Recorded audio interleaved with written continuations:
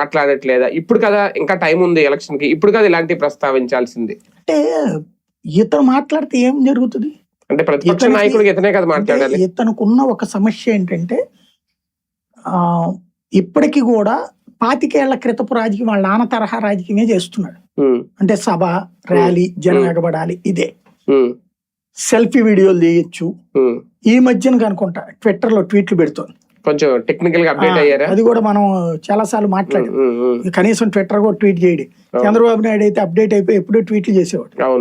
ఈయన కూడా ఇప్పటికి కూడా ఒకటే చేస్తాడు ట్వీట్. ఈ విమర్శలు చేసేది అలా కాకుండా చంద్రబాబు ఏం చేసేవాడు, జగన్ టైంలో ఎక్కడో రేప్ జరిగింది, అదేదో జగన్ రేప్ చేసినట్టే ఈ సైకో ప్రభుత్వంలో అత్యాచారం జరిగింది, ఎక్కడో డ్రగ్స్ పట్టుకున్నారు, ఈ సైకో ప్రభుత్వంలో డ్రగ్స్ పట్టుకున్నారు, డ్రగ్స్ రాష్ట్రం అయిపోయింది, ఓ గంజాయి పట్టుకుంటే గంజాయి పట్టుకున్నారు, సైకో ప్రభుత్వం, ఇట్లాగా. అంటే కార్యకర్త ఎట్లాగా తిట్టాలో తనే లీడ్ చేసేవాడు. జగన్ అట్టడి. ఇప్పుడు ఆయన టైంలోనే 100 ఏళ్ల క్రితం నాటికి భూములకు సంబంధించి కూడా ఒక చట్టం తీసుకొచ్చి అన్ని ప్రచారం చేసుకోవాలి. ఇప్పుడు ఓకే, అది సమగ్రంగా అమలు అవుతుందా లేదా అనేది ఒకటి. 22A విషయంలో కూడా ఎంత గందరగోళం నడుస్తుందో తెలుసు. అంటే ఇవి కరెంట్ ఇష్యూస్ కదా, దీని గురించి అసలు ప్రతిపక్షమే కదా మాట్లాడాలి. ఎందుకు వాటి మీద సైలెంట్ గా ఉంటున్నారు? అసలు ఆయనకి తెలుసో తెలియదు అని నా డౌట్. ఆయన టీంకి ఏం తెలియదు అనుకుంటుంది. ఇప్పుడు నాకు మొన్న నేను 22A అనుకుంది ఏంటంటే